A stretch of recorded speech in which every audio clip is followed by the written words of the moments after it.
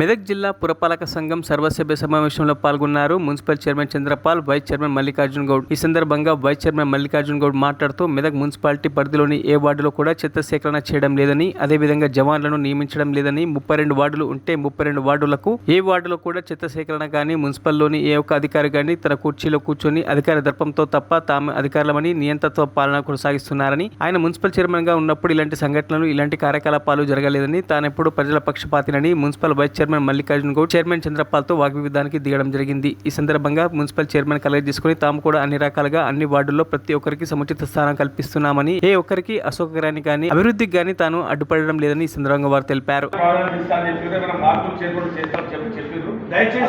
అన్ని వార్డులకు ప్రాధాన్యత ఉంటుంది, అందులో ఎలాంటి సందేహం లేదు. ఓకే, అన్ని వార్డుల ప్రాధాన్యత ఉండాలి. చైర్మన్ సాబ్ మేము కూడా ఎమ్మెల్యే గారు కూడా అదే కొడతా ఉన్నాం. ఎందుకు చెప్తున్నా అంటే గతంలో మనం కూడా చైర్మన్ గా ఉన్నాం, కౌన్సిలర్ నడిపించినాం. నేను అవసరం లేదు కమిషనర్ గారు చెప్పిన ప్రాతిపదికన మాట్లాడుతా ఉన్నా. గతంలో మధుసూదన్ గారు వాడు అయితే ఇద్దరు కూడా కాంగ్రెస్ కౌన్సిలర్ అయినా మేజర్ గా అన్ని వార్డుల కంటే కూడా ఇంకో 10 లక్షలు ఎక్కువనే పెట్టినాం. రికార్డు చూసుకోండి. అంటే ప్రజలకు ఎక్కడ వచ్చిన తర్వాత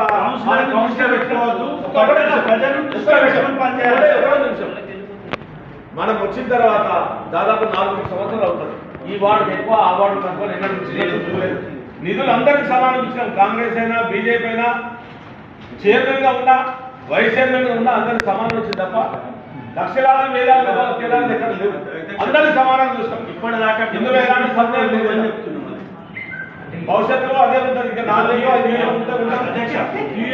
పెట్టండి. ఆ బృందావన్ కాలనీలో మొత్తము మునిగిపోయి ఇంట్లోకి నీళ్ళు వస్తున్నాయి. ఆ మోరీలోనే పెడదాం జరిగింది. గతంలో కూడా చాలాసార్లు చెప్పడం జరిగింది.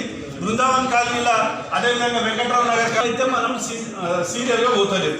మరి మా వ్యక్తిగతమైన వార్డు సమస్యల మీద నడుస్తుంది కాబట్టి ఇదంతా మరి ఇప్పుడు అయిపోగానే పాస్ అయిపోయినట్టు చెప్పుకుంటాం.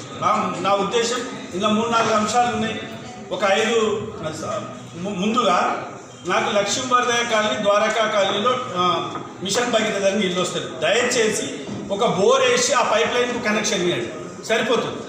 నాకు మిషన్ భగీరథ రాకున్నా పర్లేదు, ఆ లైన్కు కనెక్షన్ ఇస్తే, ఒక బోరు కనెక్షన్ ఇస్తే సరిపోతుంది. దయచేసి అదే ఒకటి. ఈసారి ఇప్పుడు ఇంకా వర్షాలు పడే అవకాశాలు కనిపిస్తలేవు కాబట్టి నీటి సమస్య ఇంకా తీవ్రమైన సమస్యనే ఉంది. మనం ఇచ్చిన మిషన్ భగీరథ 10 ఏళ్ల కింద ప్రాజెక్ట్ అది. ఇప్పుడు ఇండ్లు పెరిగినాయి, నీళ్ళు కూడా తగ్గిపోయే అవకాశాలు ఎక్కువ ఉన్నాయి కాబట్టి నాకు అదొకటి కూడా మంజూరు చేయాలని చెప్పి అది కూడా కోరుకుంటూ, ఇకపోతే మన ఎజెండా అంశాల తేడా మీ సర్వీస్. మరిన్ని అప్డేట్స్ కోసం మా ఛానల్ని సబ్స్క్రైబ్ చేయండి.